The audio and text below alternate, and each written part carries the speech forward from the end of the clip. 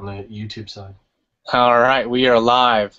Hello, my name is Andy Tran with InnerBark Outdoors, and this is another live chat with Wingman115. You want to say a little bit about yourself, Wingman?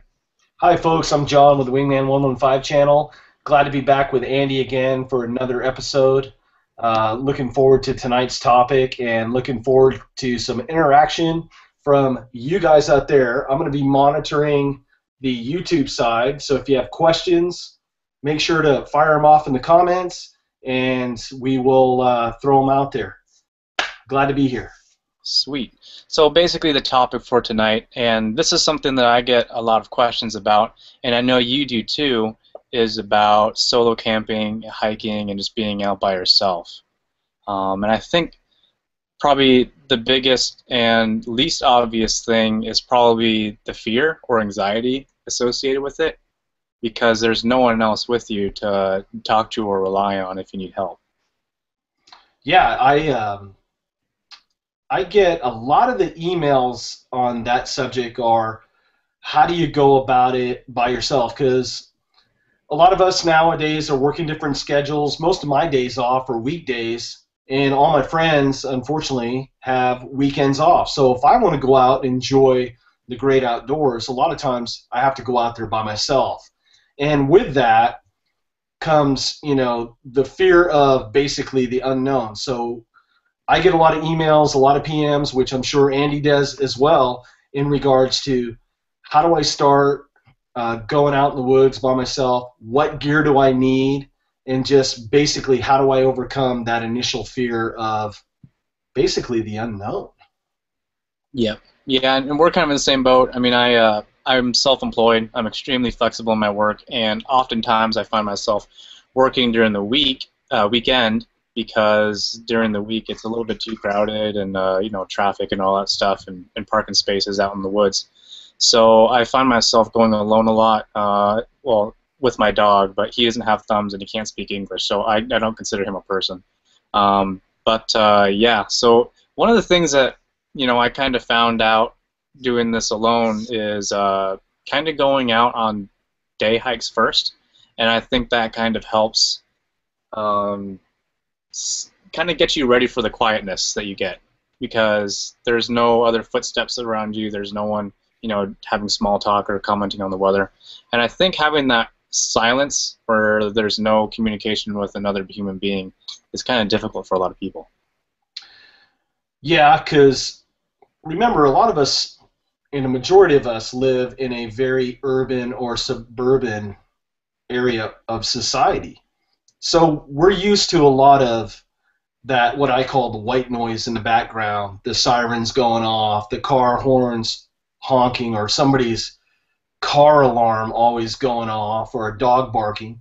You get out in the woods and you don't hear those, and that gets you out of your element, right? You're not in tune with that, so all of a sudden your senses perk up and you're like, I'm not used to hearing just the wind blowing through the trees, or how trees can creak and make a little eerie sound, kind of like a Blair Witch Project sound, and then all of a sudden all the little horror movies that you watched as a kid start playing in your mind, and the voices in your head start messing with you, and then you start panicking and you get scared. That's the big thing, like when people get lost. Mm-hmm. And it's a big fear, and it keeps a lot of people from going out and enjoying the great outdoors and doing things outside. Yep, and yeah, that's the one thing about being human. Like, one of the greatest things about being human, the imagination, can also be one of the worst things. And I've heard people that have been lost describe it as something pushing you or pulling you. So it's either something that you're running away from, or something that you are, you think that the parking lot or the trailhead is just around the next hill. So Yeah. these sort of things, I think, can be really good and really bad. The really good thing is that you become a little more resourceful. That stick all of a sudden looks like a walking stick, and you can make a tripod out of that, or MacGyver something together and then start purifying water or something. So there's pros and cons to it for sure, but having some gear helps a lot with that. And if little noises in the woods makes you a little bit freaked out, if you can, switch yourself into hunting mode. So instead of being the prey, start becoming the predator.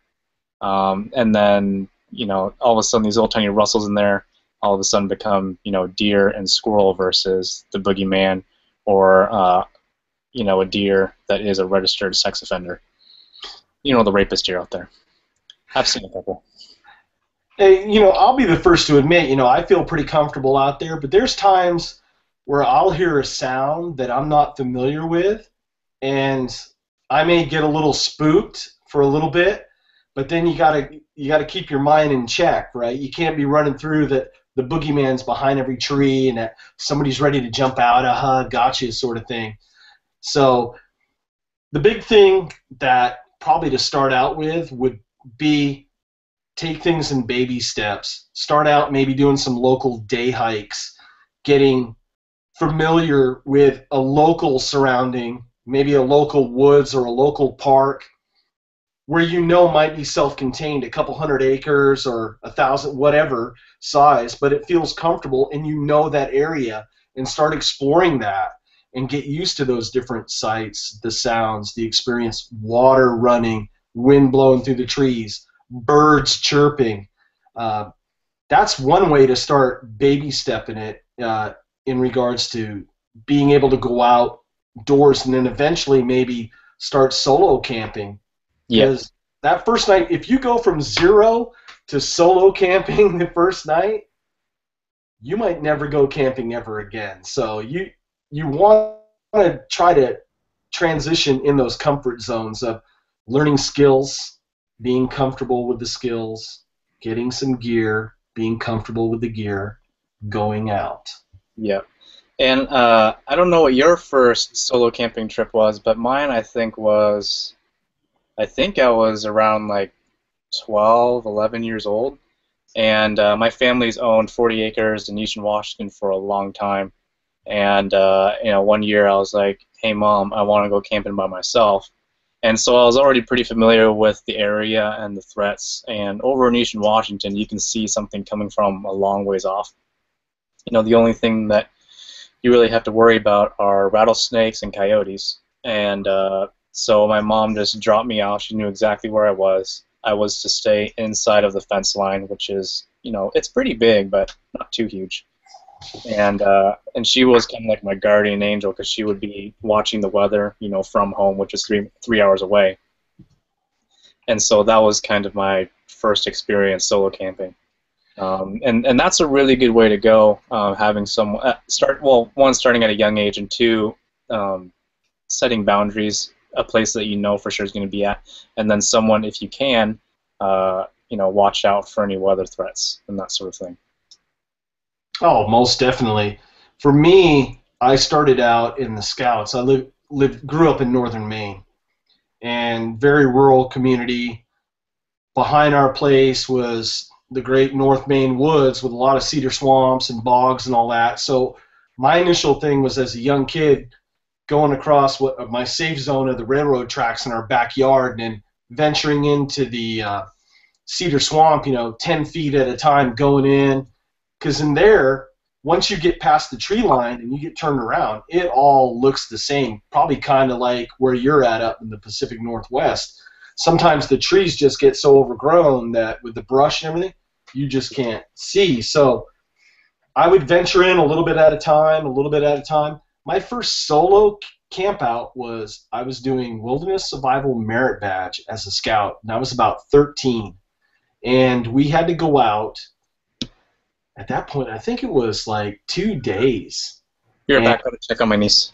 We were by ourselves for 2 days out there. And, what I mean by ourselves, we were a couple hundred yards apart. But when you're like 13, 14, and you're camping a couple hundred yards apart from somebody else, the voices in your head can really play with you. But, once I got over the initial thing that bears aren't going to come get me at night and all that, I was fine. You just gotta start out slow and develop that comfort level as you're progressing. Now, tonight, I'm on the YouTube side, so if you see me constantly doing this, I'm reviewing comments on that side. So if you have questions, comments, throw them in there, and Andy and I will try to answer them the best that we can.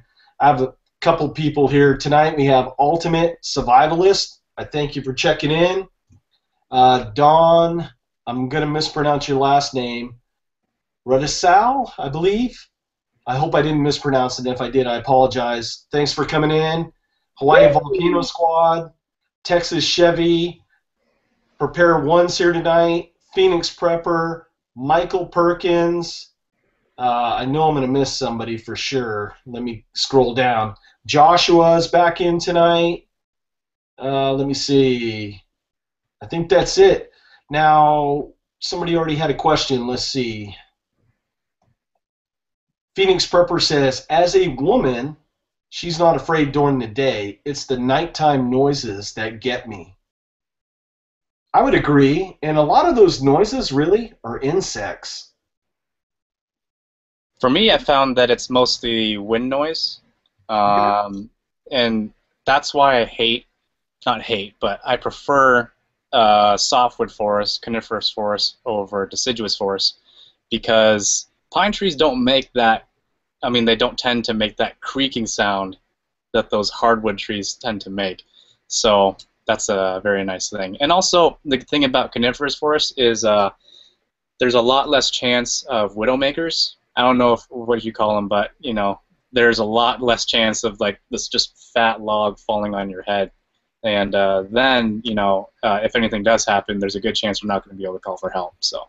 Yeah, where I'm at down here, it's primarily like Jeffrey pines and either oaks.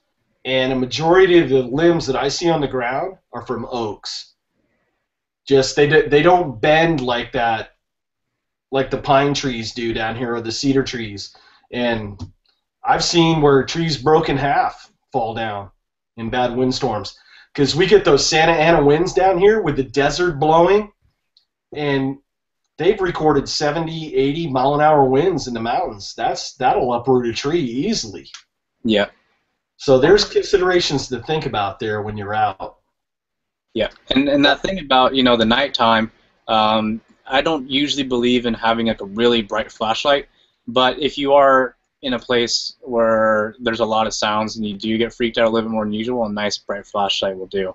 Otherwise, I'd say just get, you know, a pretty bright average flashlight, like the Morphlite Scout. This is one that I'm actually going to be giving away during the show near the end of it, so stay tuned for instructions on that. But you know, yeah, I mean, fears. It's mostly sounds. I mean, hardly ever you're gonna see something that freaks you out. You'll see maybe a mountain lion, you know, but they don't. They usually want to stay out of your way unless they're sick, and there's really something wrong with them where they can't hunt their normal food. Right. So. No, yeah, you're right. And a lot of times down here, mountain lions will probably be close. You won't even see them. Yep. They're so stealthy. I've had the pleasure of seeing a couple bobcats down here, but I mean they're really good at stalking. I mean it's just crazy. But most of the time, to be honest with folks, the animals are more afraid of us than we are them. The only time you're probably going to have an issue is if, say, coyote has some sort of illness where it's bad mange or rabies or something, but we're talking 1 in a million, 1 in a couple hundred. I mean, we're not talking a lot here. Bears, unless a bear, and bears aren't big issue down where I'm at. It's a non-issue unless you get up near Riverside County in that area because of the elevation. But unless you're doing crazy, or the Sierras, unless you're leaving stuff with smells in your pack or in your tent, you know, keeping your food 100 yards or 150 feet away from your... And leaving scented toiletries and stuff like that at home. You know, when I was doing my trip in the North Cascades, there was a rule: you don't have any scented soaps. Yep. You don't have any deodorant, no lotions, and the sunscreen was unscented. I think that was the only really like thing that we had in the tube. So, I mean, you smell a little bit, but you know, after a while, if you're going for a long trip, your body stops producing so much stink, and you know, you kind of get used to your own smell. So it's not too bad. Got a comment. I'm sorry, Andy. I didn't mean to interrupt you. Oh, but in terms of protection, and I know you carry oftentimes in your area because of illegal immigrant activity and drug activity, but we both carry a pistol. This one. It's a live show, folks. You have to forgive us. I was supposed to turn this off, but I actually have a lock sack, shield sack, so I'm just going to put this in here. Product placement. But to elaborate on what Andy says, like in my situation, I live about 6 miles from the border, so I'm constantly sometimes I'm 4x4 driving. I had a video called Black Hawk Down Wingman style, where I was on the top of Otay Mountain, and you can almost throw a softball into Mexico. Wingman, did we lose you? I guess I'm moving. So there's that element there. I'm within that 50-mile link from the border, so there could be trouble there. One person asked the question, if it comes out you should have a knife or a gun with you when you're alone. So you shouldn't be that scared because you have protection plus a dog. You should be okay. And yeah.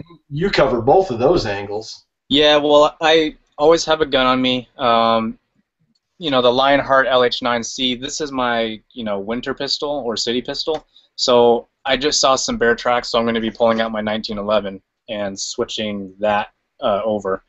And also some bear spray, because I don't want to have to kill, mama bear if I don't have to. Right. And then, of course, I always have the Tahoma field knife, and this is more than plenty for most things you're going to run into unless you're, going into an elephant or something like that. So that's pretty much it. And then Zip is almost always with me, but sometimes he is not on his guard. And I tell the story when I was filming some B-roll for an audition tape that I was doing. Zip was digging a hole to find some dry dirt to kind of nest himself in. And in the short distance, I hear some galloping, and the black bear comes running right into my camp. And I pull out my 1911. The bear stops about 30 feet from me, and then turns around and books it down the hill.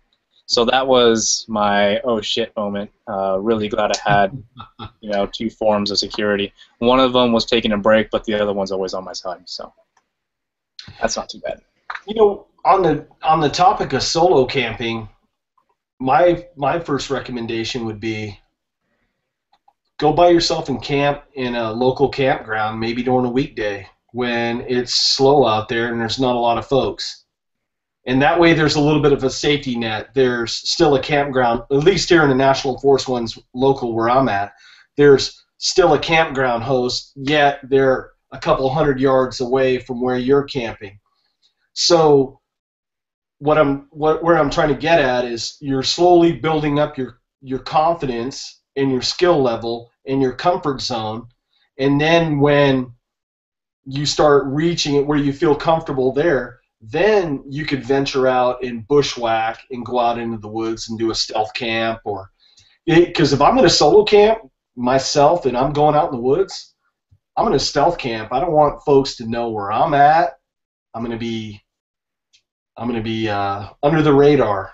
Yeah, and I try to be like as small profile as possible too, because I usually bivy sack. I usually don't ever use tents or I use a tarp, and so there's not much privacy.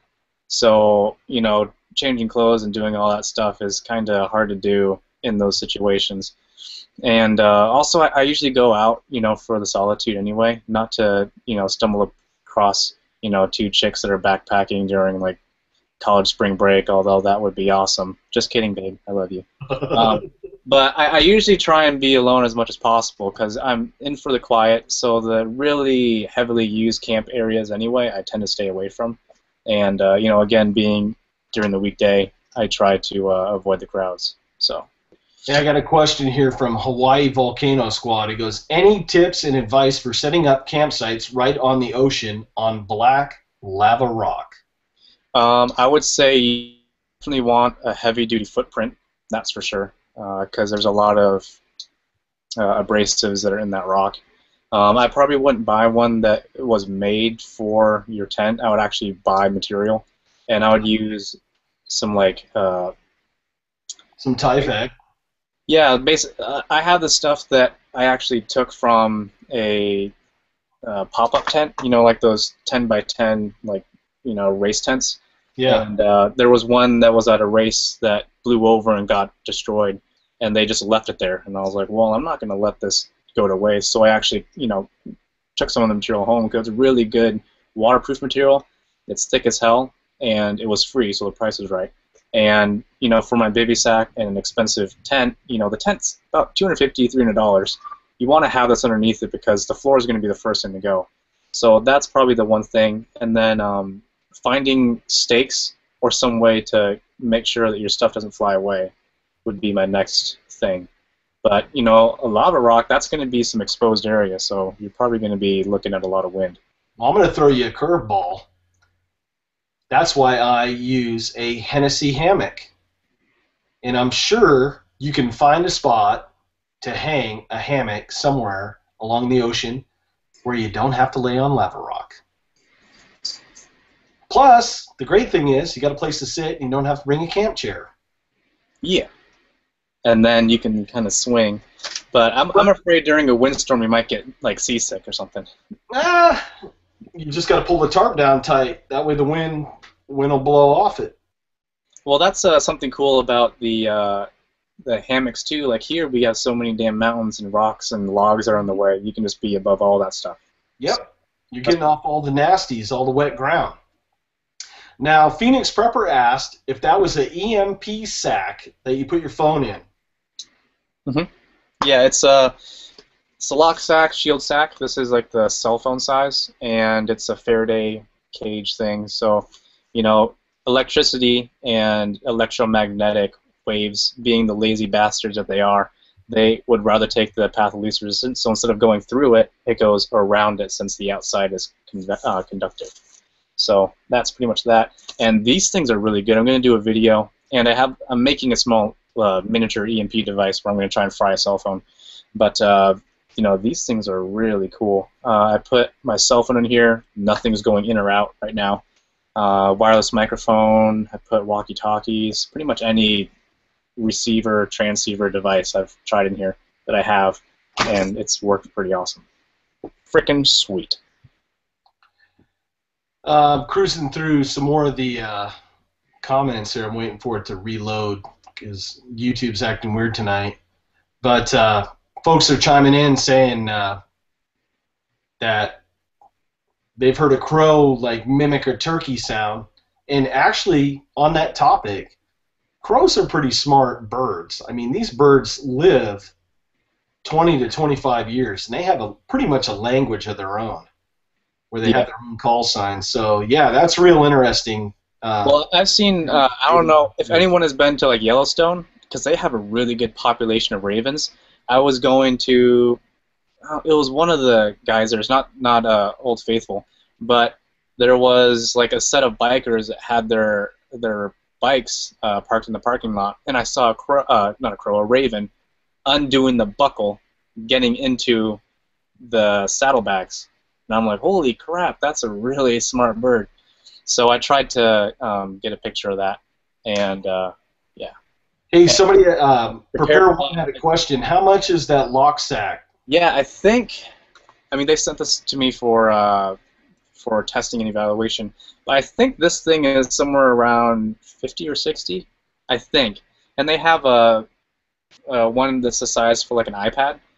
That one I think is upwards of like 120. Now that'd be good if you're traveling. Put your passport in. Yeah, when I travel, my passport's going in this. My wallet can even fit in this with it as well. Yeah. And then that goes into like my little tiny travel wallet. I know it sounds kind of girly, but it keeps me organized. But I mean, for what they're worth, identity theft, all that stuff, or even in the beginning stages of the riots over in the Ukraine, people that were in the early protests were getting notifications on their cell phones based on their GPS location.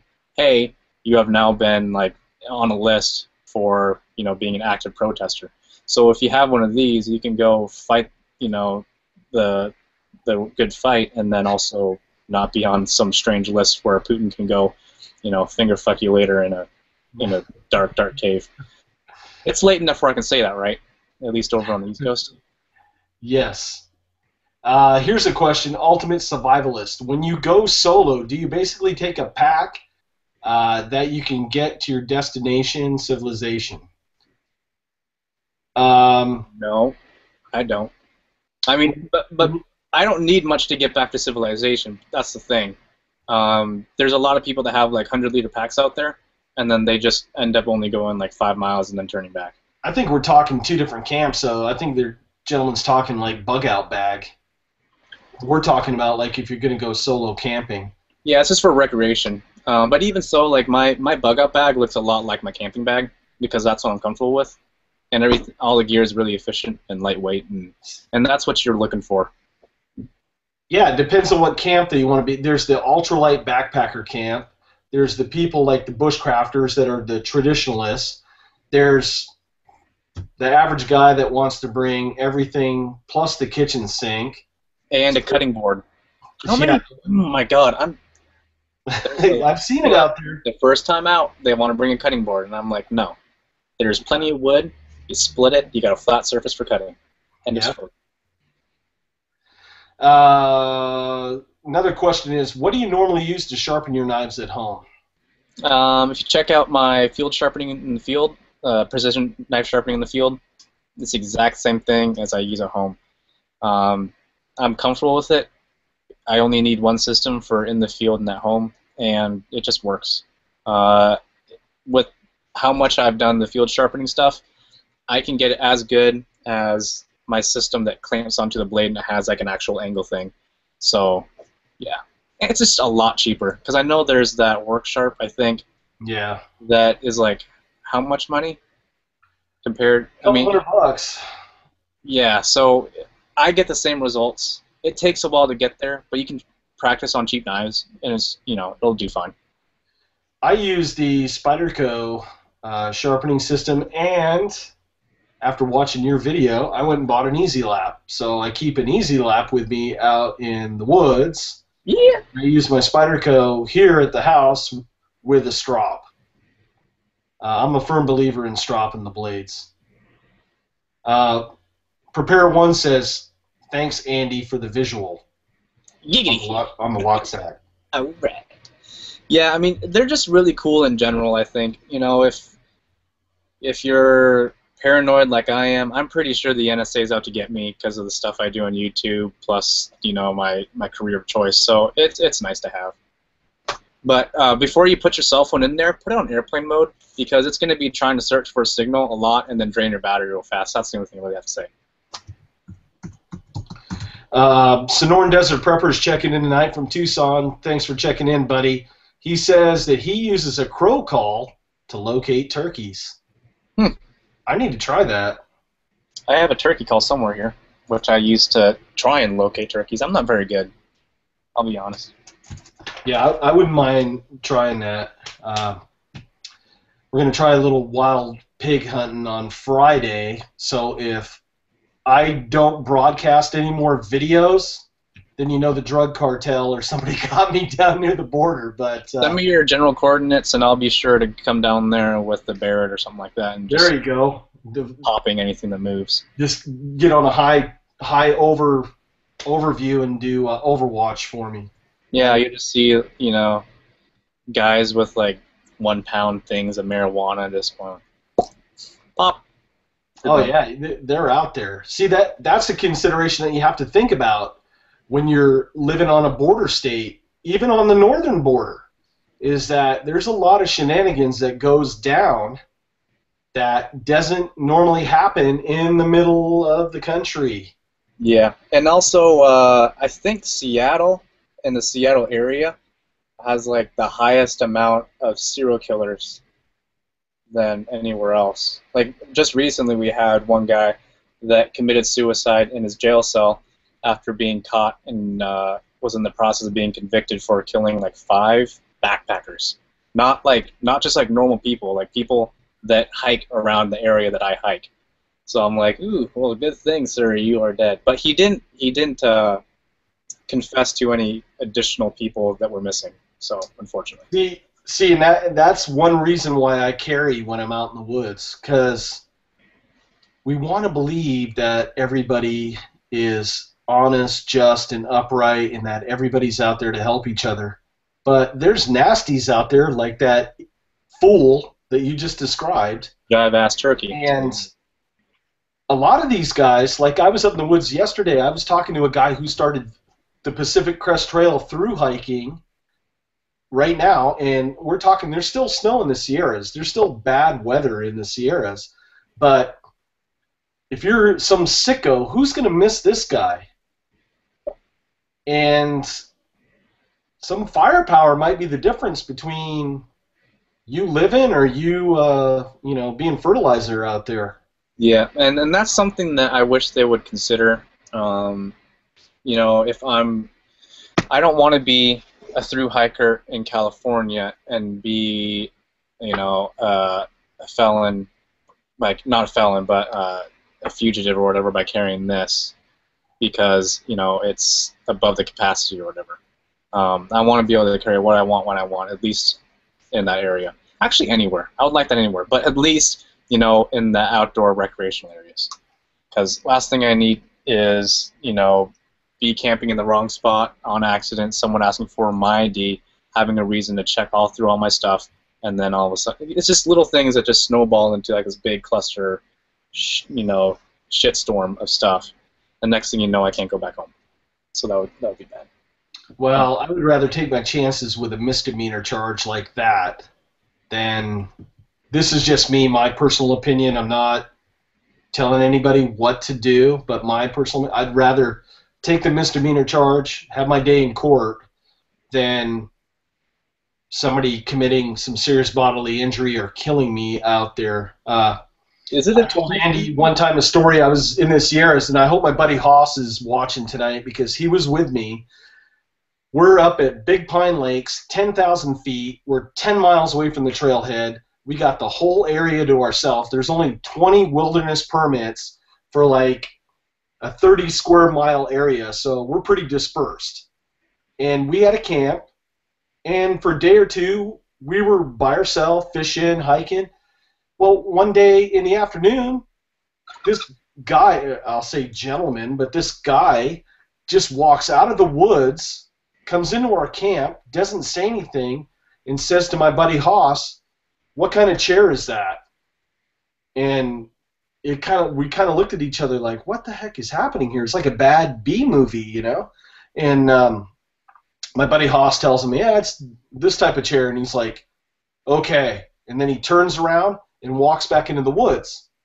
Well, neither of us weren't carrying anything, so now the voices in our head and every horror movie that we watched is playing in our head that tonight, this guy's going to come back in and do a Jason at Crystal Lake and kill us all.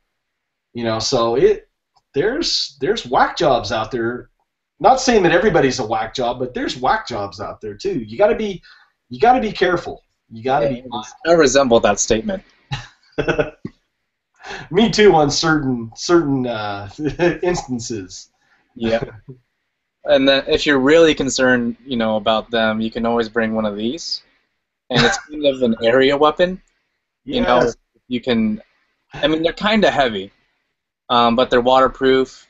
They're effective, and even just like pulling the pin and then just holding it like this is enough to freak someone. I'm just kidding. This one's a dummy. I'm gonna have the ATF call him. We're just playing around, folks. We're just trying to keep it friendly tonight.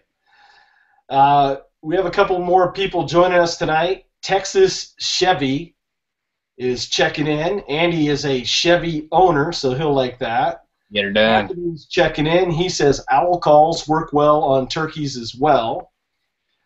Gary Wall is in. He has a question. He says, "What do you bring for starting fires, and how do you protect it from moisture?" Well, I think Frank is actually using Gary's account. But Frank, if you look at my fire kit video, that's pretty much what I carry. And I'm in the process of doing a video where I start a fire in the rain. It's raining all week now, where I bring it through the steps of starting a fire. But essentially, you process your wood correctly, with a knife or an axe, and then because I'm in an environment where feather sticks are pretty much the go-to sort of tinder, I make a good bundle of feather sticks, and then I'm able to start a fire on a nice wood platform, so it's as dry as possible. And the fire lay that I do it's not really PC, but build a teepee, burn it down, build a cabin in its place, and then that's a really good way to start a fire here. But it works for your area. It works great in my area, and it works a lot other areas too. Just the feather stick portion is. It's so dry down here that you put any spark to any tinder down here, and it almost just explodes on contact. Yeah, all you gotta do is rub your hands together and go like that, and then it goes. And Shazam! Yeah. Or the grenade. The grenade always works. Yeah, as long as everything doesn't, blow away. Blow the whole can. You need a good fire ring for that one, though. Yeah, exactly. And maybe some sandbags behind. Joshua has a question. He goes, what do you guys have on your bodies all the time, for instance, if you lose your pack? And it says, what do you have on yourself? I think did videos on this. Yeah. I have a video. It's called Knife Pouch Survival Essentials. And I did one as well. Same knives. We're kind of knife cousins like that. Yep. But I go into the video. I have a sharpener, have a few smaller items, fire starter, signal whistle, extra paracord, and that is pretty much essential to getting home. Because, as long as if you're lost and you don't have food and water is limited, if you take your time and don't exert yourself, then you should be okay. Because it's when you go too hard and all the sugar stores in your muscles start getting depleted and you start getting shaky and really tired, that's when it's bad. So taking your time, going at it at a nice steady pace, and you should be fine. Hey, with that, I want to talk a little bit about everyone, and I'm going to see if I can post this on my Facebook page. I have a PDF version of this, so if you're not a Facebook fan of the Wingman115 channel or Andy's channel and the InnerBark Facebook page, go on over and sign up, because as these shows progress, we're going to post pictures and stuff on. It's just easier for us to interact with folks. This is what's called a hiking plan, and I learned a lot of this through Scouts, and it's really good. It applies to just about anything you do, especially like when I'm going by myself out in the woods. I'll leave a plan, and it's just, and I'll leave it with my wife. If my wife isn't in town, then I'll leave it with my mother and father-in-law or somebody who knows what's going on. And it's just basically who you're with, their addresses, their telephone numbers, where you plan on going, the route details, what time you plan on coming back, an alternate route if bad weather happens. And that's things to think about, like when we were hiking in the Sierras, because bad weather could be a consideration, especially at elevation. So you may have to alter your plans.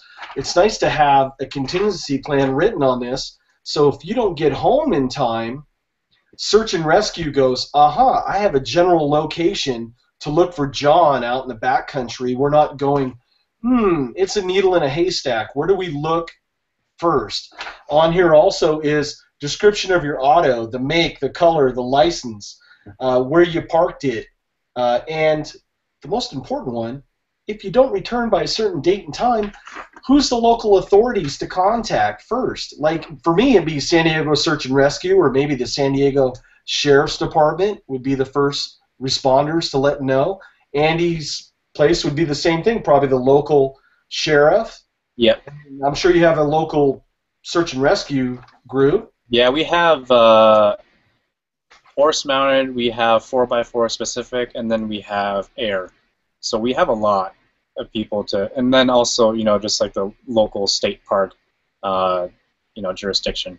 And I do sort of a similar thing. I have a map, and then I kind of circle generally the area I'm going to be at, point out where the parking lot's going to be, and that's usually enough for me. Everyone knows what my car looks like and all that stuff. So But that's a lot more organized, and it's a lot faster way to get things done. I'm very spontaneous, I guess, and I just go when I want to. So sometimes I don't think about all of those little things like you do, which I probably shouldn't. So. Well, a lot of this was sparked because when you go out with scouts with kids, especially kids that aren't your own kids, Oh yeah. you gotta have a plan, because if little Bobby doesn't come home, it's nice for their parents to know, hey, we're the general vicinity of where someone's at. But with that, and we kind of talked on this before, it's about, one, knowledge trumps gear any day of the week. And as you're progressing and you're going solo, the first thing I would probably consider taking is a first aid class, because if anybody of you are like me, if something's going to happen, it's going to happen to me in the most inopportune time, i.e. I'm going to cut myself, I'm going to slip and fall, and a stick's going to pierce my side. Just something's going to happen. So a good resource for that is, in looking at my little show notes here, is Wilderness First Aid offered by Knowles, and Andy's kind of taken that class before. Yep, the class, and Knowles they're really good. I took mine at an REI flagship store here in Seattle, and it's a 2-day course. I think there were 8-hour days each, and it's basically, they call it a spray and pray kind of curriculum. There's a Wilderness EMT, which goes a lot more in depth, costs a lot more, but I think it's also a month time commitment too to get that done. But you have a lot, or maybe that's a week. First responder might be, anyway, one of them. No, first responder is a week. Wilderness EMT I think is a month. But they give you general information. They give you some tools that you need that you can keep in your wallet. These things are like, well, if they're not breathing, what do you do? It gives you general things. It gives you a template on what to say when you're calling in on a radio or a telephone, so that people know exactly what's going on, who you're dealing with, and your general location and what you're requesting. So these things are really good. And I think you mentioned when we were talking off camera that there's also something provided by the Red Cross.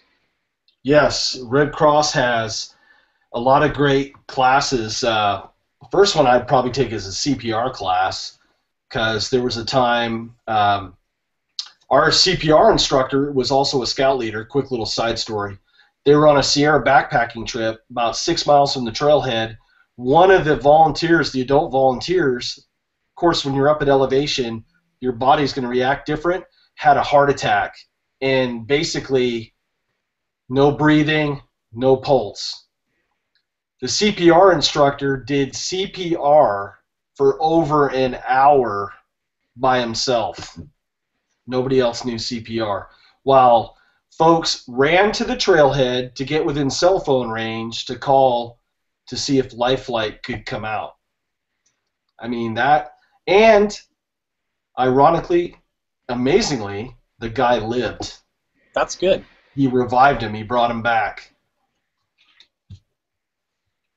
So, yeah, the Red Cross offers great classes. Go to redcross.org and check in your local area. I know they do a lot of stuff through the YMCA, and I've taken classes here at local hospitals as well that offer the classes. The Knowles classes, doing a little bit of research, they're going to run you anywhere between, about $175 to $250 maybe, and I'm talking hundreds of dollars. But you're getting quality training with that as well. It's worth every penny. Yep. And I was offered to be taking a course as an instructor for Knowles, but I just never got around to it. Knowles, if you're interested in being an outdoor instructor, they do things from instructing you how to river raft, how to open water sail, all these different things. Basically anything that you do in the outdoors, they teach you how to be a certified instructor or a guide. So these are really important. They teach you things like risk management, first aid, technique, advanced technique, so that you can teach people how to do whatever it is you're doing out there. Yeah. Now, another on a side note, great resource too is that if you live in an area that has an REI store, and it stands for Recreational Equipment Incorporated, they offer so many great classes on navigation, orienteering, first aid. They start you with hiking, the basics of hiking. They even do mountain bike clinics, road bike clinics, just awesome kayaking. Whatever outdoors you're into, it's well worth the one-time membership fee to be an REI member. And some of these classes are very, very inexpensive. We're talking $15, $20 for a Yeah, a couple lot hour of them, if class. you're a member, a lot of them tend to be free. And then the one-time thing lasts a lifetime. You get a little bit of money back when you buy stuff. And it also, if you guys have like a basement, like we have, it's basically stuff that people return because they didn't like it, didn't fit, or it was broken. So you can go, as a member, go buy that stuff for more than 50% off. The last thing I bought there, and someone asked about this, is a bear container. And I think normally this container was somewhere around $75. I think I got it for about $30. And depending on my area, I will use it. If I'm going in light and the threat isn't huge, and I know there's good trees where I can string up a bag, then that's what I'll do. But some areas do require you have to have bear container because those bears can get pretty creative. Down here, I don't have to worry about it. If anybody from south of like Riverside County, San Jacinto, in that area, the I-10 corridor kind of separates the bears from, from SoCal. But anything in the Sierras, it is required to have a bear canister and to keep it away from your camp at night, during the day. You don't have it in your camp. Usually, when I'm camping, like in the Sierras, is what you would do is we would cook and eat our dinner for lunch, and then at night we'd have more of like a cold dinner. That way we're not cooking near where we camp. And I'm talking like if we're doing a through hike, like I had friends do the John Muir Trail, 200 and something miles. So they would cook for lunch, stop, take a little nap, because the hours are longer. It doesn't get dark till 7, 8, sometimes 9 o'clock in the summer. And take a little nap for an hour or two, get back on the trail, hike till they find a good spot, have their lunch, the cold lunch for dinner, and then they're clean. They don't have to worry about cooking smells, all your cleaning your cook pots and your camping stuff, and it's just things to think about in bear country. Mm-hmm. And depending on the kind of bear can you get, it could also be waterproof. The one I have is not. And if I was to choose, if I got both of them at the same price, I would get one with a flat top, because the one I have is actually curved. I think it's by Counter Assault or something like that. But it's a curved top, which means it doesn't make a very good table. And when I use it as a chair, because I always use them as chairs, it's really uncomfortable because it puts a lot of pressure right in the middle of my butt. So it's very, you can't sit in it for too long. Yep. Yeah. Shmoli says, day hike a trail a few times before you go overnight. I would agree.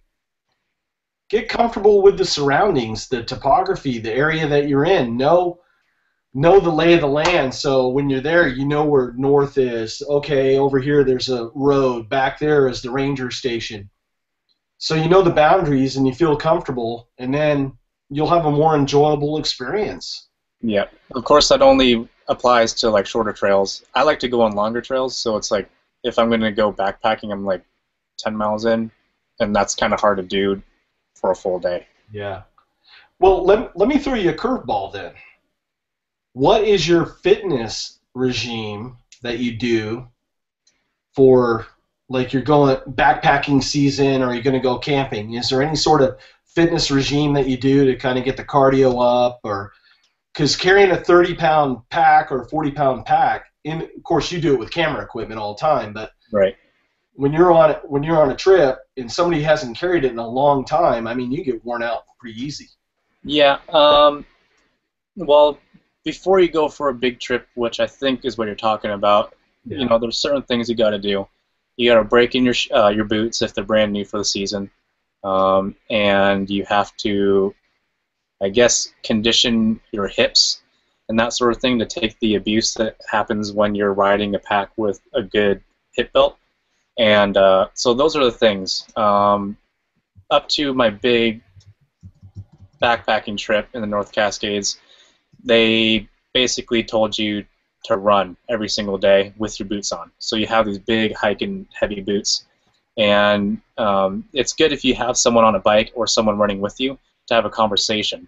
If you can have a conversation without getting too winded, then you're doing pretty good. If you're gasping for air, then you need to step up your game and go a little bit slower and then work your way back up.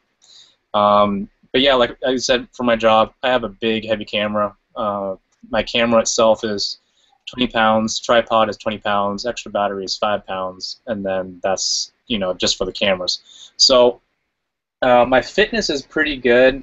I've been doing a little bit of cross training with rock climbing as well to get my upper body back up now that my shoulder is feeling a lot better. So in terms of that, that's pretty much it. Oh, and I use TRX. If you're familiar with that, it's basically a suspended, body weight exercise device. And I have the military version. Military version is exactly the same as civilian, only instead of, I think, yellow and black, it's coyote brown. So yeah, that's pretty much what I do. What I do is, where I live in SoCal, I have a lot of canyons. So I live about maybe a quarter mile from a local park, and it has a canyon that runs about a little over a mile and a half. So I'll start wearing my kit, like my basic backpack that I'm going to go on that extended stay backpacking trip with, and I'll maybe put in 15 pounds and hike. And I'm talking a couple weeks before I actually start going out on my trip. I'll start with maybe 15 pounds, and then I'll hike that a couple times. Start getting up my mileage to where it's going to be like my base day mileage when I'm actually doing the live event, to where I build up to where I'm at what my normal extended stay backpack weight is, which is somewhere in the 30-pound. I try to keep it under 35 pounds. There's times you can't. Weather considerations, the topography, the type of activities that you're going to do. If you're going into backcountry and you're rock climbing or you're rappelling or you're fishing or whatever you're going to do dictates what sort of gear that you're going to bring with you. So I slowly try to build up. And usually the rule is, especially like when I used to do a lot of running, was you don't want to do more than a 10% increase a week, or else you're going to get overuse injuries. So I hate shin splints. Oh, right now I have an Achilles tendon problem. It's just killing me from Tough Mudder training months ago, and it's still getting at me. So you gotta baby step it, especially as we get a little bit older. That our mind's still thinking that we're 18, but our bodies are saying no, we're not 18 anymore, John. You gotta give yourself time to rest and recover, is basically what I'm trying to say too. And that's a big part of it too, is getting enough sleep, getting enough rest, and drinking enough fluids. I don't know how many times I've gone out in the woods with folks, they don't drink any water. And then all of a sudden they're getting lightheaded, they're seeing stars. Instead, you got to grab them, set them down. You gotta stay hydrated out there, especially down here in SoCal where the heat's just crazy. And if you can start a paleo diet, I mean, that's going to increase your energy and your recovery rate. And also, you look a lot more badass when you're eating. But, I think one of the most important things when it comes to hiking, endurance, distance over rough terrain is a good pair of trekking poles. And this is a pretty invaluable piece of equipment. When you're hiking, you're using them constantly, keeping stable over rough rocks, fording small creeks, and when I'm taking a break and I don't want to sit down, I'll set these underneath my pack, and then it lifts all the weight off of my hip belt and my shoulders. So they're pretty cool. And then these are what I use when I have my my poncho shelter, so it also doubles as shelter poles. And So I'm sorry. And a sidebar note: when you use those trekking poles, it takes about 20% less effort off your knees. yeah, Scientifically proven. I mean, it works. yeah, it's basically, if you haven't ever used them before, it's basically like having two railings on either side of you going up a hill or going down a hill. So it's a lot of good. Plus, you can fight off a dog with one of these. I know one gal I know was hiking, I think, near LA, and she had her dog, and then two pit bulls from across the valley eyeballed her and had their sights on her dog, and then they came and attacked her, and she didn't have anything. So now she carries trekking poles to fight off dogs. Um, And here's a great comment from Michael. He says he just got a new pack. He's very disappointed. It's a great pack, but the waist belt looks like it's made for somebody with a 15-inch waist. That's why you have to gear check yourself and use this stuff before you go out, so you know that it works. And I know REI, if you buy something like that, they'll swap out the waist belt for a right size for you, a lot of times free of charge. I've seen them do it. yep, So they're a good store to shop at. yep. And there's online companies that really help you out too. When you buy certain gear, if you don't like it, doesn't fit or whatever. But backpacks and boots are kind of the things that I'm like, don't, go to the store, try them on, spend a couple hours, don't be rushed, and if you really need help, ask someone. But for the most part, these things they need to fit well. Yep. Otherwise, you're going to be in a really bad situation. If you're in a backpack store and they won't let you put weight in the backpack and walk around with it in their shop, you need to get out of that store as fast as you can. Yeah, Because we're not saying like put like a baby in there, but they might even have like actual weights that they can help you out with too. where I'm at, REI has sandbags to put in there. Ooh, And they're 10 or 15 or 20 pounds, and you can up it until they say, no more, I don't want any more in my backpack. I bought a Gregory Z65 internal frame backpack. 5 stars, by the way. I haven't done a video review on that, but I'll just tell on a live show. 5 stars on the Wingman channel for fit, finish, feel, quality, second to none. But like Andy said, I took like 2 hours at REI just wearing it, walking around with weight in it, shooting the breeze with people, standing around, see how it felt. Because when you first buy it, it's going to feel great. Oh, this is great. It's the next best thing to hot buttered toast. Well, 20 pounds in it and 20 minutes later, all of a sudden your shoulders are hurting, your hips are hurting, your lumbar might be hurting. It's good advice. I wouldn't buy anything off the internet like that unless I had tried it on somewhere and I knew beyond a reasonable doubt that, hey, this was the pack that works for me, and I found a great deal on it. Yep, and also know how to adjust that pack, because when I was new to backpacking, we had packs, and for some damn reason, the brains of the pack were adjusted all the way forward, so everyone was like hiking around like this, and our necks were hurting, and then like one of the stops, everyone was like, "Hey, wait, we can change this by simply moving the pack," and all of a sudden we can see everything. Because when you're like this, like you're just looking at the feet, and then someone stops, and all of a sudden you have this like pile up, and everyone's hitting each other with their head on another person's backpack. It's actually kind of funny, but it sucked at the time. But speaking of gear and going to the stores and trying things out, there's things that you have to consider when you're backpacking, because especially alone, because when you're in a group, you can divvy up equipment. Someone can carry a pot and the stove, someone else can carry the fuel, another person can carry the poles, another person can carry the actual fabric part of the tent. And that's not really possible to do everything to that extent, when you're solo camping. So I try and go as light as possible. And I have some of the gear here if you want to see any of that. Oh, that's cool. Yeah. Schmoley says here while you're digging gear out, He says he always drinks water and he always drinks and carries lots of water. Poles work awesome with a heavy pack. He says they'll work muscles you never knew you had. You're right about that because as you're pushing with your arms, your biceps, your triceps, your lats, they're all going to get worked. And as you're training, train with your trekking poles too. Know how to use them properly. Down here in snake country, poles come in real handy, especially in tall grass. There's been many a times on the trail where I've stuck the pole out and I've encountered a rattler long before I ever would have come up and stepped on it. And it's hard to get out of the way sometimes with a 30-pound backpack on. But with those trekking poles, hey, I like my early warning system, and I'm go, okay, give it a little wide berth and go around or back up. Give it time to get off the trail. Yep.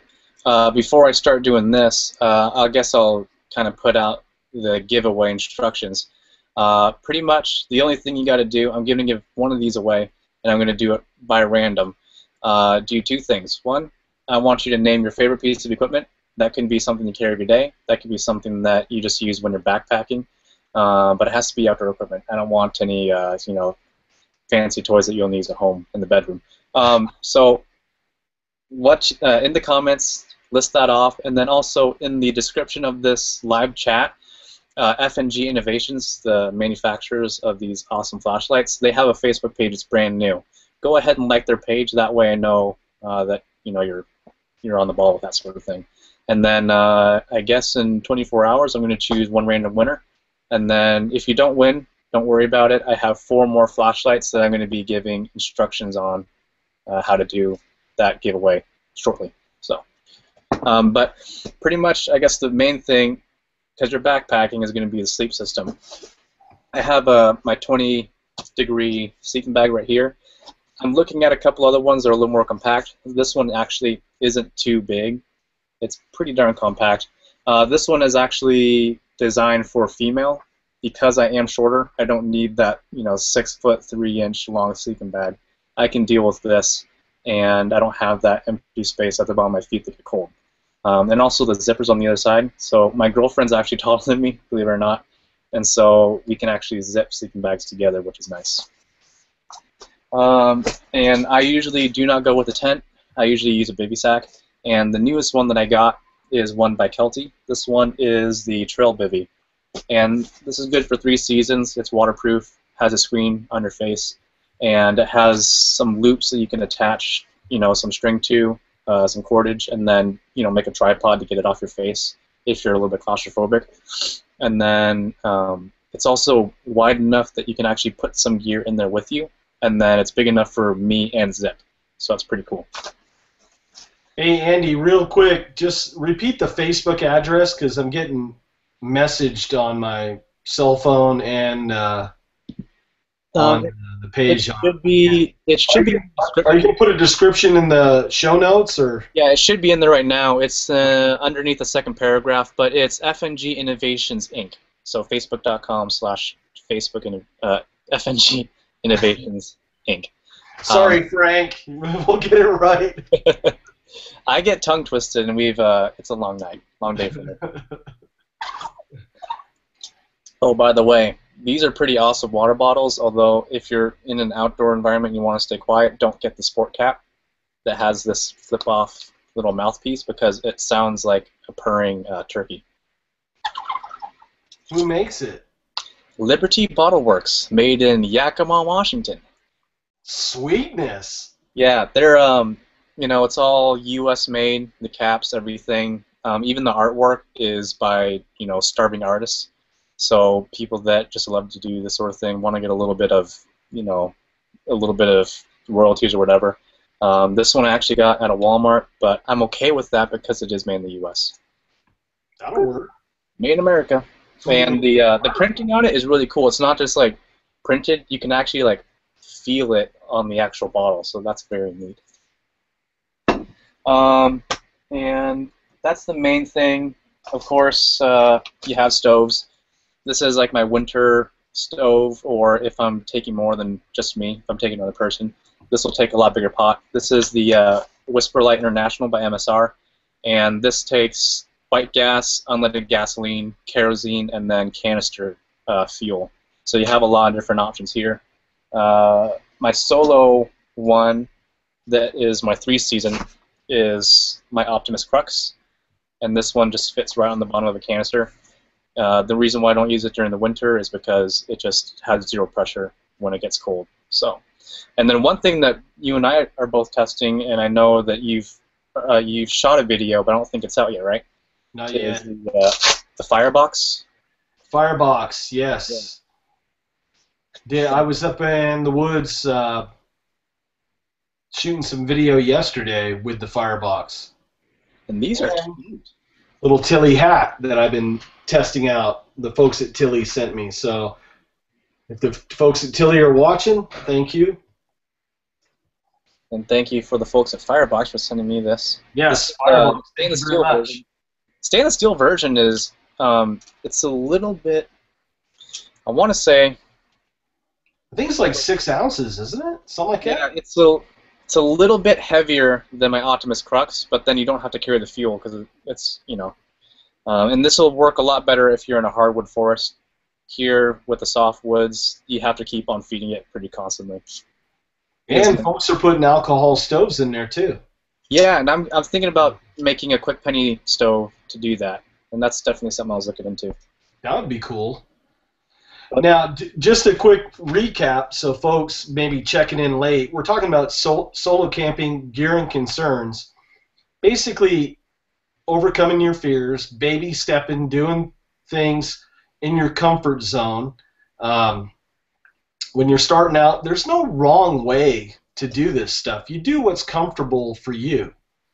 You know, folks get too preconditioned when they go out there that they got to be Les Stroud or Bear Grylls or the dual survival guys right off the bat, and it's not all about that. It's about going out there, having great outdoor experiences with you, your kids, your family members, your friends, having lifelong experiences, because no one's going to remember.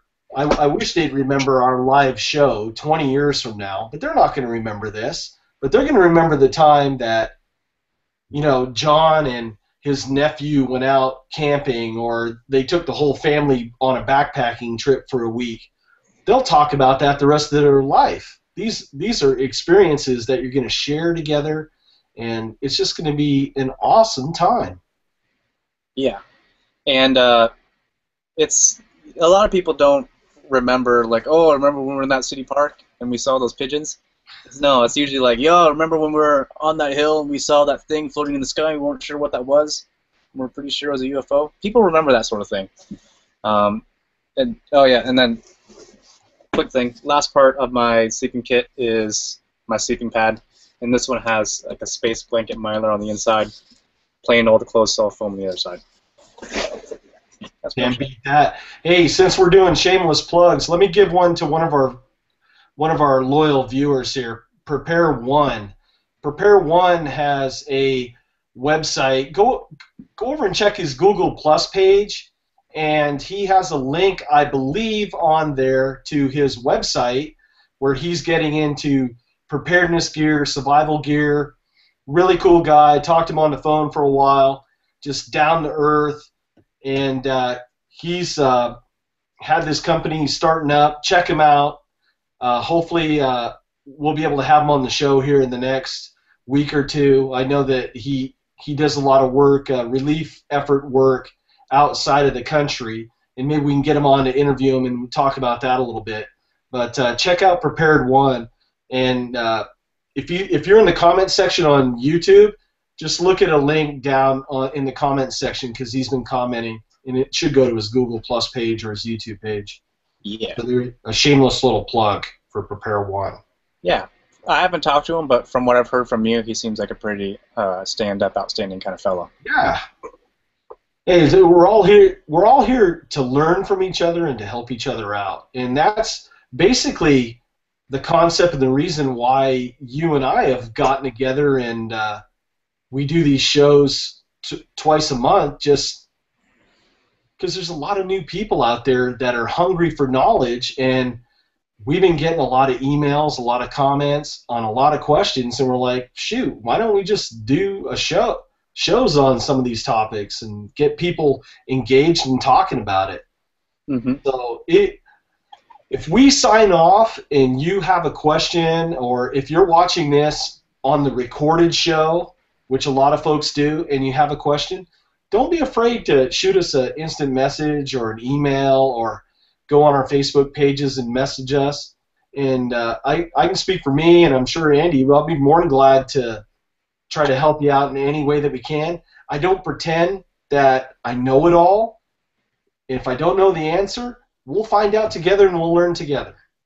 Yep. And, you know, a lot of people do comments and Facebook interactions with me, and sometimes I don't get those. You know, it gets buried and stuff like that. So coming on here and then commenting during live shows is also a really pretty quick way, because it's in my face, like, hey, you know, answer my question. So that's that. I don't mean to be rude to anyone if I don't answer their stuff. It's not like I'm big or anything like that. It's just that I'm not good with technology, and some things slip through the grid.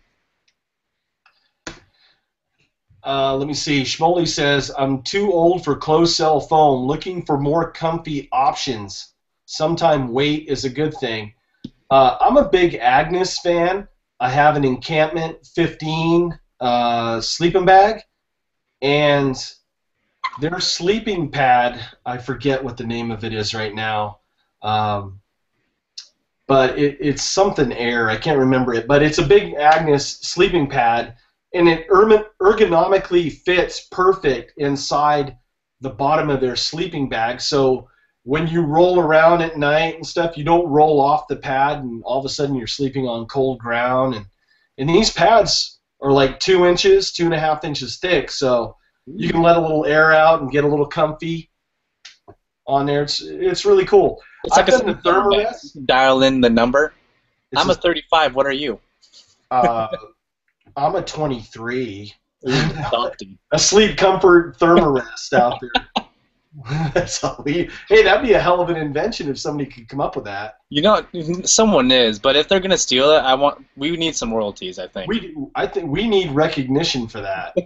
Most definitely. He says sometimes weight is good weight, and I would agree with that. Size and weight constraints are what Nut and Fancy calls firepower versus mobility. And you want to get that bang for the buck. Obviously, you don't want to take a crock pot out there if you're not going to use it. But if you're going to bring a piece of gear and it's heavy, I would make sure that it's multifunctional. What's your thoughts on that, Andy? Yeah, You're carrying a lot of heavy gear. There's some things that I take just for comfort or like security. You know, like a lot of times, or not a lot of times, sometimes I go to places where, you know, having the Tahoma field knife is a little bit overkill, but it makes me feel a lot better because I know with it I can be pretty comfortable. Or if I'm going to be going on like a short backpacking trip, you know, 10 miles in, I might bring, you know, like a Crazy Creek chair because they're just comfortable and you can just kick back and relax. So there's some times where I bring stuff just because it's the comfort thing. Most times I kind of go bare minimum. And, you know, that's why I don't take too many people out with me, because I don't want to subject them to torture or whatever. Well, the more comfortable that I get with primitive living skills, and I'm by no means a master at a lot of that stuff. You know, bow drill fire, I'm sorry. I mean, you could probably light 100 fires before I could get one lit with a bow drill. And I probably have. The thing is, I love going out there. I love trying to keep it simple and just getting back to our roots. And it's just awesome times when you're out there in the woods. Great times. It's soothing for the soul. At least for me it is. Yeah. And it's, you know, if you're going to be doing the survival stuff, if you're going out solo to try it, bring modern things to back you up, you know. Bring a lighter or a fire starter. And, yeah, don't rely on the hand drill method, because I've tried the hand drill method when it's really bad conditions and the tinder is a little bit damp or something like that, and it just does not work. Yeah. So that's something that, I mean, our ancestors, don't think that some of those people didn't die because they couldn't get a fire going. But a lot of those, they had, pre-done things like, wax canvas to keep tinder in, or like a bullhorn, to keep tinder in. So they had things prepared to go. They didn't just find a lot of these materials out in wherever they're going. So a lot of these things are already done for them ahead of time. It's kind of like us when we bring, lighters and matches, only, a lot less easy. Hey, quick contest question. What's Folk up? person had says, what if your YouTube name is different from your Facebook name? You can just say Andy from InnerBark sent me, because I'm gonna go mainly off of who's the likes on that Facebook page. So, or Maybe you that can, should be it. Somebody should say sent by InnerBark or yeah, Andy. or if you want to go on YouTube, you can just do your initials, and I can line that stuff up. You don't have to put out your full name, because I know a lot of people don't want to do that. So that's totally fine too. Now, somebody was posting. One person asked me, "What stove do I like?" Let me see who asked that question. Schmoldy asked that question. My favorite stove is a Jetboil. We talked about that a couple shows ago. We were talking about camping gear. I used to do a lot of bicycle tours up and down the coast of California and backpacking trips, and that piece of kit has worked. And watch the next time I go out, it fail on me. But that piece of kit has worked great, and I'm going to knock on wood for about the 10 years that I've had that stove. It's just been bomb-proof, and I've been up to almost 11,000 feet with that thing, boiling water, worked flawlessly. Very efficient burner. It's an isobutane stove. Awesome. Yeah. Awesome stove. Now, here's a quick question. What's the one piece of kit that you can't live without other than your knife? I was gonna say. Yeah, I had to throw you a curveball.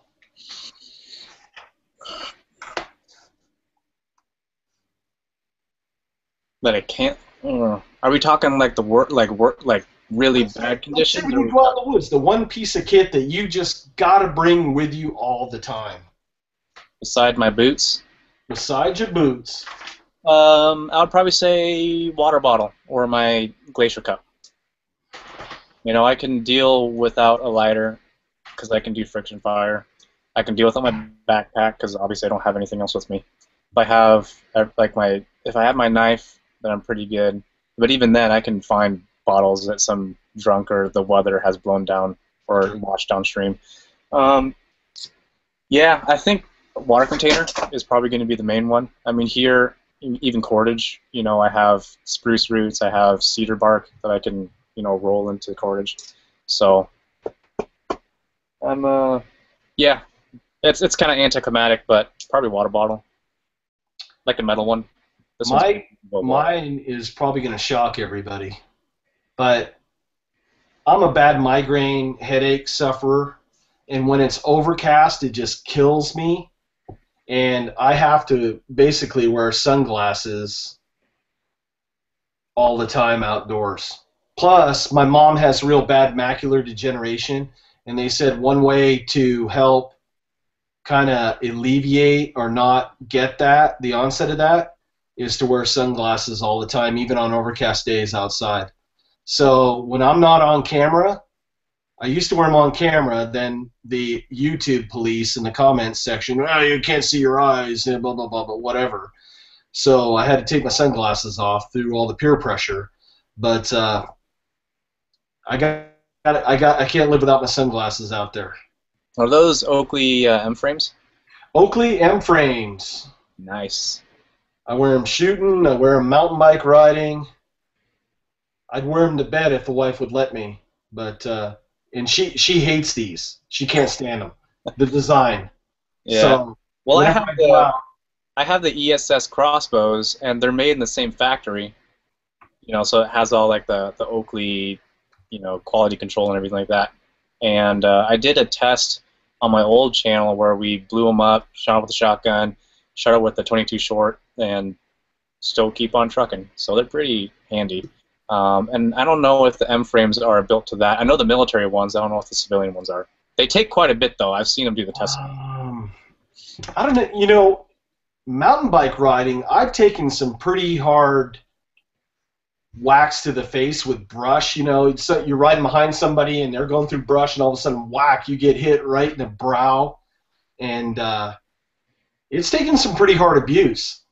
I mean, I've done the over the bars Superman maneuver, and I mean they've lasted. I'm not going to say they're bomb proof, but they work pretty good. Now, Lieutenant Survival says that the Tilly hat works good to block out the sun out of your eyes, and Andy and I are both Tilly users, and I must agree with him on that. Tilly hats are the bomb. I have a video coming out soon on this hat. Be patient. I'm working on that one.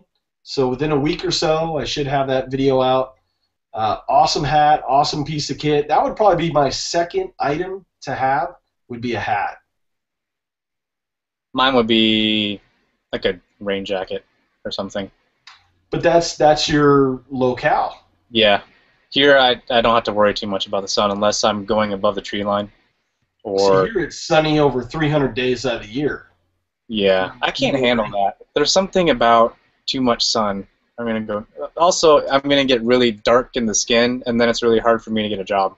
But I guess one of the things I gotta talk about is hiking and camping with the dog.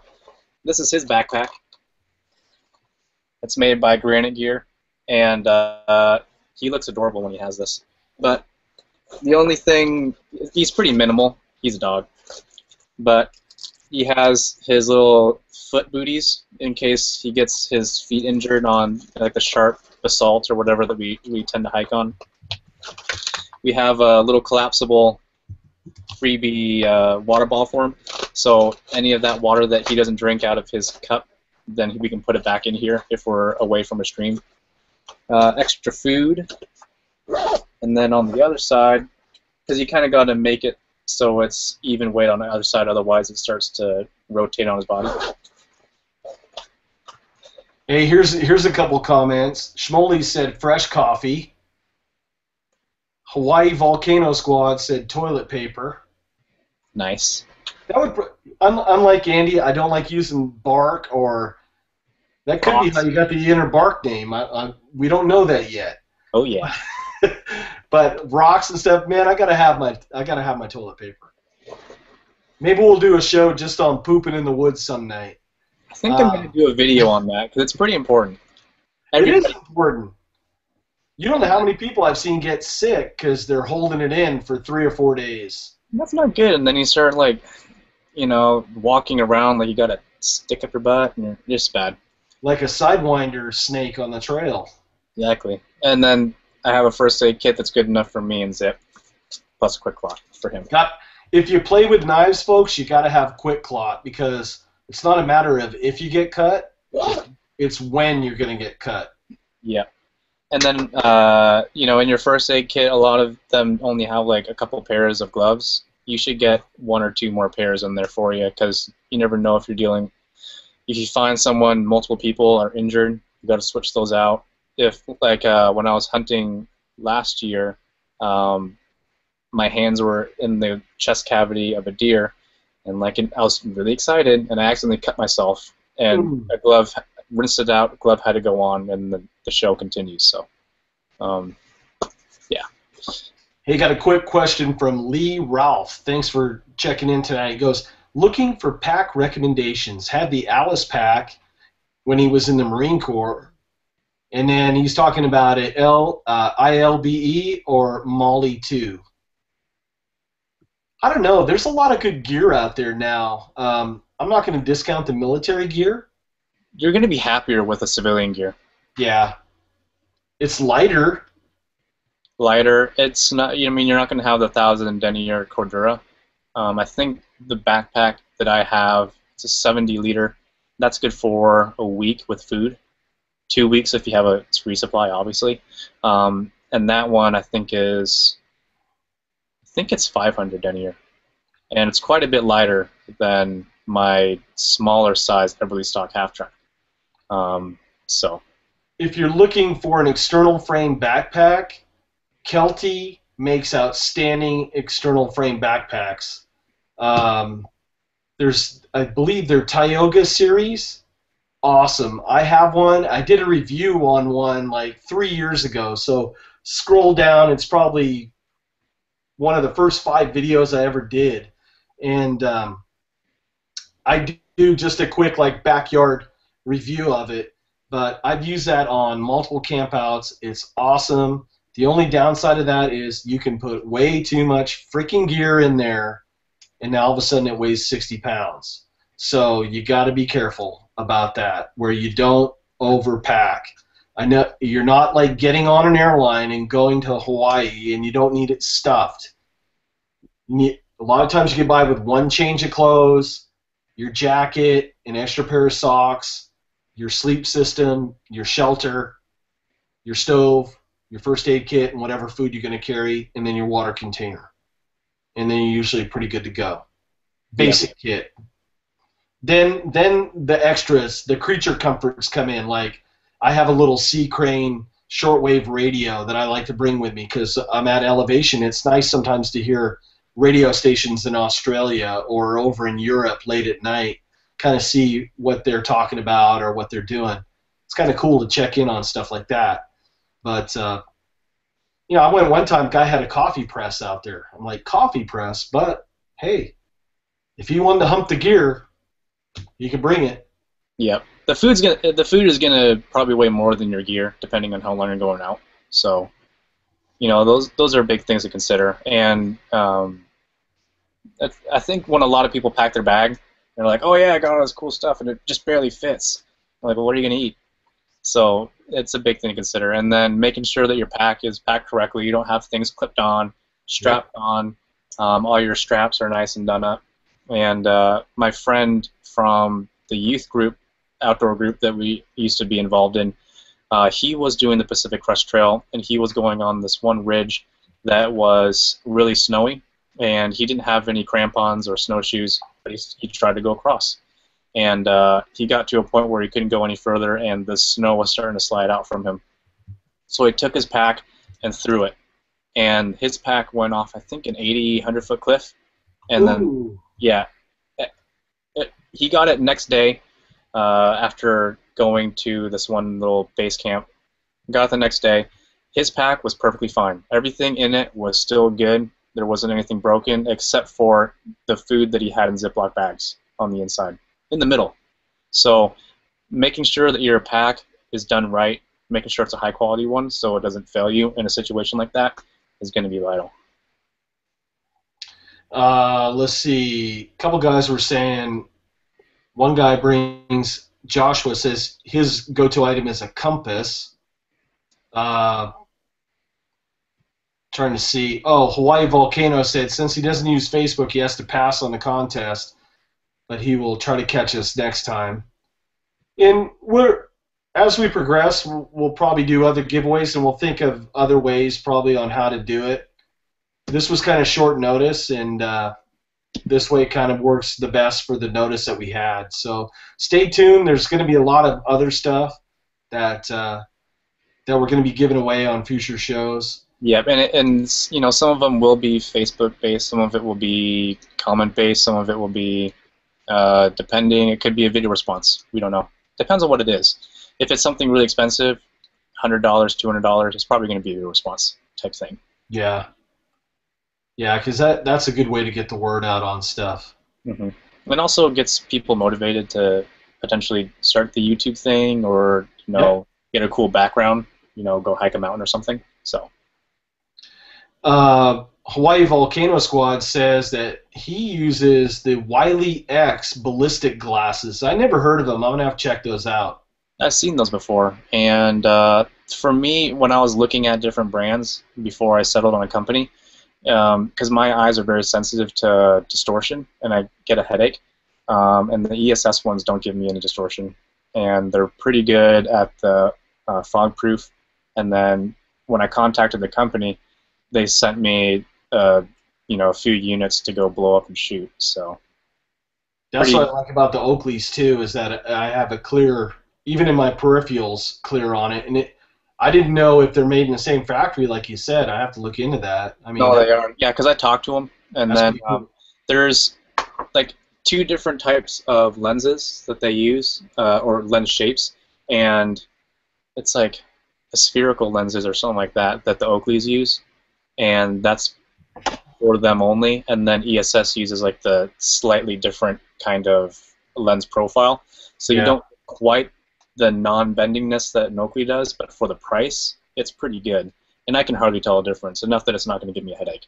Oh yeah, because Oakleys, they want replacement lenses. Were just you almost had to take out a second mortgage on the house for them. I was like, get out of here. So your firstborn child. I mean, I have two pairs of Oakleys, and I love them, but they cost too much. I don't usually tend to wear them because I scratch my lenses a lot.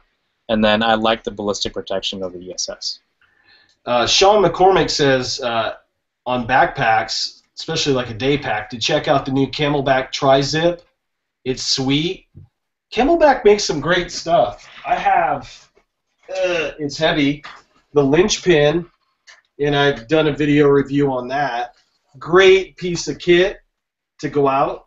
I might even try like a one-night overnighter with just basic stuff, like a challenge of what I could fit into this.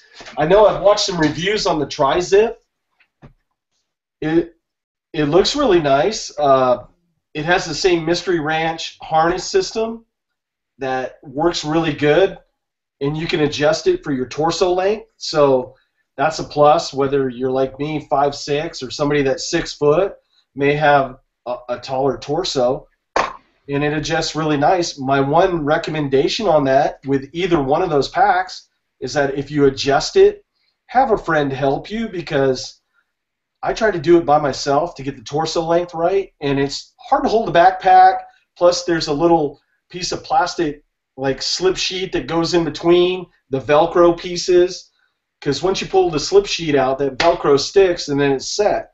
So I was constantly trying to contort, and I was doing moves that I didn't think was humanly possible to get that pack to fit right, when If all you I get needed a, was just someone to hold get it a for me. big old piece of like cardboard and put it with the Velcro and then slip it out, that's a way to Actually, do it. inside the pack is, it comes already in there. I'm not going to pull it out and readjust my thing, but it's just a piece of lumbar, hard like Mylar, that's fit down in there, and it works really, really well. Yeah. And for the Eberly stock, you have that height adjustment depending on how tall you are or how your body's built. You could be like a 5 foot tall person but have the torso of a 6 foot tall person, and this will still be about right. And has a nice stiff waist belt. And that's the thing. A lot of backpacks have a waist belt, but it's flimsy, so Yes. therefore it doesn't provide that support that gets the weight off your shoulders. And this one is really stiff. It feels like a 511 pistol belt kind of stiffness to it, so it's really nice. Have you done a review on that pack yet? On my old channel, yes. I'm going to probably have to do another review on this channel after I've been using it a lot. There's some things that I would change on it, just very minor, which they probably already did because this is an older version. And then the Rainfly, I had some issues with that. So that's pretty much it. Had a question from Snowdog7. Says, what do you prefer as the best water purification outside of boiling? Filter. I would agree. Definitely filter. Filter will not work against viruses, but a SteriPen will, or chemical will. So those two, if you're going to like a place like Haiti, where they have just really bad water, use it there. But for me, that's my comfort item, is a water filter, because I don't like the chemical taste. I don't like having to wait half an hour to an hour, depending on the cloudiness or the coldness of the water. It's just nice. It's like, do this for a couple minutes and then you're good to go. Now, for folks that maybe the first time watching this live show, a lot of this gear that we talked about, we actually showcased probably about a month and a half ago on a show, We talked about water filters. We talked about stoves. We talked about a lot of this stuff. So check out some of the live shows. Either I don't know if it's on Andy's channel or my channel where we posted it. One of the two channels. It's going to be in. Well, I have a playlist of all of them, so you can Okay. go back in that. And Whether it's then, on my channel. yeah, we pull out the water filters. We talk about them. I use the Catadyne Hiker Pro. Great piece of kit. I had a MSR Hyperflow that is very moody, especially when you're in the Sierras, and there's a lot of what they call glacier flour. It's the silt, the granite silt coming off the rocks from the snow melt and snowpack in the glacier, and it clogged up my water filter. So I was dead in the water after like 3 days. It just would not pump. When I probably should have put a pre-filter on the end of it, but Yeah. that's how you learn. And I have another MSR, which is a different model from what you have, and that for me works great, and it has a cleanable ceramic filter. So It's the Sweetwater one, right? yeah, so I mean it's about this big, a little bit smaller than it's a. Here, let me just pull it out. What am I doing? But it comes with a little tiny Scotch-Brite pad, and then you can just clean it. It's about this big. Before my house fire, I used one of those for like almost 10 years, and that is a great piece of kit.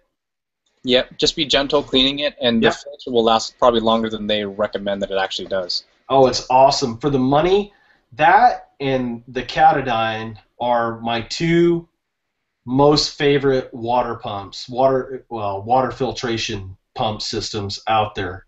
Yep. Prepare One asks, has a question for you. How do you keep your water filter from freezing in cold weather? For these filters, you don't have to worry about, freezing affecting the effectiveness. It's those hollow fiber filters that you have to worry about because that'll destroy the fibers. The But Hyperflow, the Hyperflow is a hollow fiber technology. yeah, and I think you can have it last a little bit longer in the field if you backwash those. Yes. But that's a pain in the ass, and you probably know all about it. But you can just keep it in your jacket. You don't have to put it in your sleeping bag when you go to sleep. Simply putting it next to your sleeping bag, like right under your armpit, and then if you want to cover that with a jacket or something like that, is enough to keep it from freezing. And that should be pretty much all you need to know about that. Hawaii Volcano Squad asks if people still use Halzone tablets. That sounds like something that would give you cancer. I've never used it. I've never even heard of it.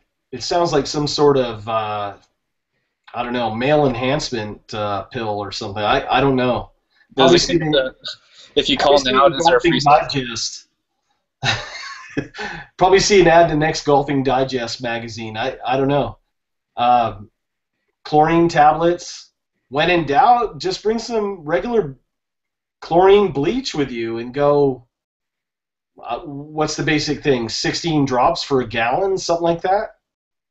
I think I know it by 1 drop per cup, so that's 4 drops per liter. So that would be 16 per. Yeah. So in a pinch, basic unscented bleach, because you don't want to drink something that smells like April rain or whatever. Yeah, you could do that in a pinch. I mean, that would be good for your bug out bag, worst case scenario. And then let it set half hour. Yep. And if you're going to be doing that, get some like regular vitamin C tablets, and then after everything is done its job, about half hour or 45 minutes or whatever, dissolve one of those tablets, and it'll help neutralize the taste and smell. Yep. That or the already mixed up Kool-Aid. I've done that quite a bit when I've had to use iodine tablets. Yeah, there we go. Yeah, because the molecules bind with it, and then it just neutralizes it. So. Yeah, because after 3 or 4 days of doing that, I mean, it's almost like you're a death camp survivor. I want to punch someone in the mouth. I hate that stuff. Iodine is the worst. If you can neutralize it a little bit, it's good. If you have, regular water bottles, Nalgene's, whatever, it'll smell like that for the next week after you're done. So. Schmoldy says Sawyer has some new Superlight filters out now. They have a really cool one that has some sort of bag system that I was actually thinking about buying with my REI dividend and playing around with it. Yeah, I've been looking at those too. They look pretty good. Phoenix Prepper says 8 drops per gallon per the CDC. Okay. Well, yeah, I'll have to double check that just to make sure. And just disclaimer, please don't take what we say as the gospel. Do some research on this stuff before you go out and do things. You know, it's just the right thing to do. You know. Uh, Prepare One says SteriPen is great, but has issues with cloudy water. Yeah, Yeah, I don't know. that's why I've never used one. you got to use it in conjunction with a filter. Just to get, I use it if I was going to use it just for the virus aspect. That's it. Or strain the water through a coffee filter. Try to get a lot of the nasties and silt and dirt, all the stuff out of there.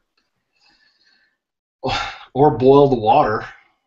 I mean, that's the one sure way right there. Boil Yeah. it, kills all the nasties. Just Tastes flat. boil a nice thing of water, for your oatmeal in the morning, and then use the rest in a water ball and let it cool while you're hiking. Michael Perkins asked, what do you think about the Aqua Marina straws? I haven't used one. I actually bought one at REI about 2 weeks ago, and haven't had a chance to use it yet. So stay tuned. Future video coming up on that. Sweet. But hey, we're coming up right now on hour 45, I think. Hour and 45. So unless folks are really diehard, John and Andy fans, I don't know how many people are going to want to stick around and watch a show for 2 hours. Yeah, I dropped the F-bomb pretty early in the show, so I don't know how many people are going to watch it after that. I don't know. There was a comment on there that he was from Kentucky, and that I think that's Michael Perkins. That didn't bother him. So he's a Kentucky guy, which I can appreciate. Kentucky checking in, cool. So with that, going forward, if you watch the show, you have any questions, have any concerns, hey, shoot us an email. You can contact me at john@wingman115.com. That's John, Jon, at wingman115.com. Any email I get, I'll answer it. It may not be like within 5 minutes, but within 24 hours usually, unless I'm out playing out in the backcountry. I'll answer all and any emails. Yep. And for me, you can message me through YouTube, which I don't prefer, Facebook, which is pretty good, and then there's a contact section on my website, inner-bark.com, and I've been getting a lot of correspondence through there. So cool. Yeah. All right. Well, is that pretty much all you had to say? Well, I'm telling folks, this is a great flashlight. Want to thank Frank for giving Andy all these lights to test out and to give away. And get on board, get out there, and get in on this contest. It's going to be a great light. We thank you all for coming, for watching, for chiming in, and we'll see you on the next one. Cool. And thank you very much for taking some time out of your busy Wednesday night to come chat with me on this live chat. You're welcome. Glad to do it. Take care, folks. Bye. Good night.